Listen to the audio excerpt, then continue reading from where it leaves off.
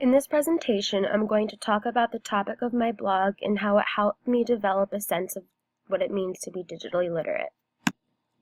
I used WordPress as a platform to express my creativity and thoughts on my wide range of interests. It was important for me to use my other social media platforms, such as Twitter and Facebook, to draw in an audience for my blog. Bloggers use multiple social media outlets in order to connect with their audience, which creates a more personal connection that reaches far beyond the screen. I incorporated other platforms onto my blog, like Twitter, Pinterest, as well as a blog roll onto the side that links to some of my favorite websites. Linking things is a very important part of being digitally literate, which is something that I have incorporated onto my blog. Because I review a lot of products, I link images to the websites where people reading my post can buy whatever I'm talking about. From Rheingold, we learn that participation is power. I think that the most important thing with publishing online content is being able to establish a genuine relationship with the reader or viewer, and things such as self-portraits, original photos, or having an honest tone to your writing is a necessary aspect when achieving that. This also translates into the way you receive information from the rest of the world.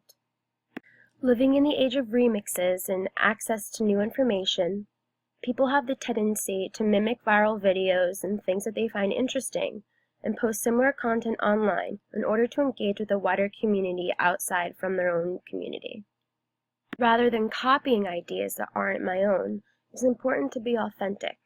I know that I can trust the opinion of bloggers who I've been reading for a while because they typically start out their business as a hobby, meaning that they are most likely going to provide an honest opinion about something. This has been a very important aspect to my blog.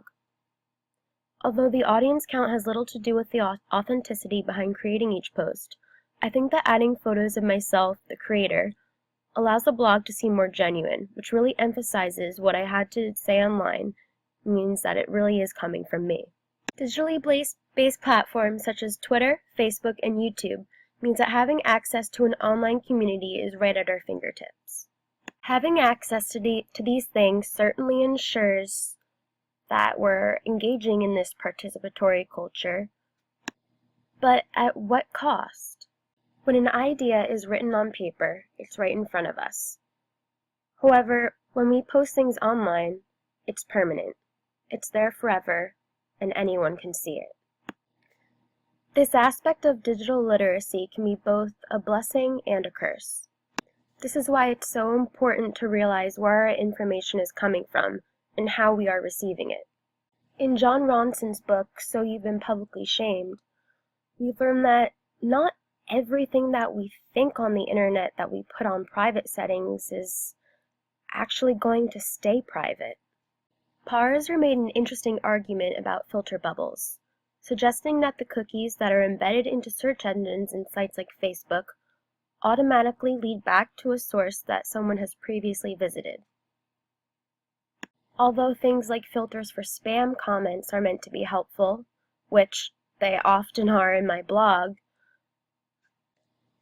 there can also be detrimental effects to this as well, meaning that filter bubbles have the potential to inhibit someone from receiving new information. Caught up in filtered information can also lead to a misinterpretation of reality. Here we have a perfect example of what we learned about in the article Sign, Signifier, and Signified.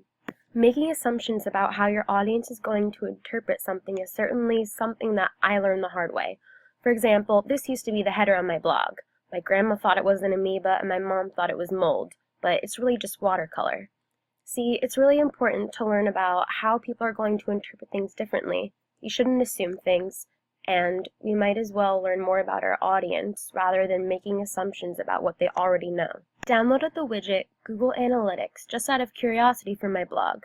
There's so many features within this application that allows you to see the traffic of your site, including where the traffic sources were coming from, for how long, and where they found your site. I was fascinated to find that after I shared a new blog post on Twitter or Facebook, I could see how many people were viewing certain pages on my blog. Google Analytics also features something where you can see a demographic map that shows where people in different parts of the world are coming to your site and how many times they viewed it. This really enabled me to see what kinds of posts they like the most, which certainly helped me when coming up with similar ideas for the following week's posts.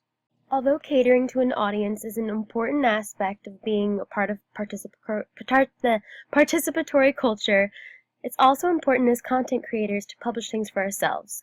In Kevin Kelly's article called We Are the Web, he discusses the growth and expansion of the internet and how it has become a full-blown industry, bringing light to the original concept of blogging and why people started in the first place. He says that, "I write it for my own delight and for the benefit of friends.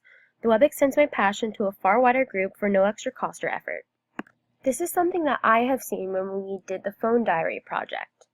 I realized that the time I spent on things that weren't completely necessary and just to please others, like responding to a message or posting something so others could see it, it wasn't actually for myself. And this made me think about the content that I was planning to post in my blog. Was it for the audience or the views, or for myself? I think this ultimately traces back to a positive comment or how something is received. Being digitally literate doesn't mean that you're expected to predict the outcome or success of your blog post or anything that you post on a digital platform. This is the point where I've learned to go back to the basics, something I've learned in our phone diary project. The simple things, like seeing how far I've come and learning about the things that I've done and made. Even though something's been said and done in a previous post doesn't mean that there's not room to change it. At this point, fully grasping the concept of digital literacy seems overwhelming, which is why it's so important for me to remain excited about the content I am posting while staying connected to my community within the digital world.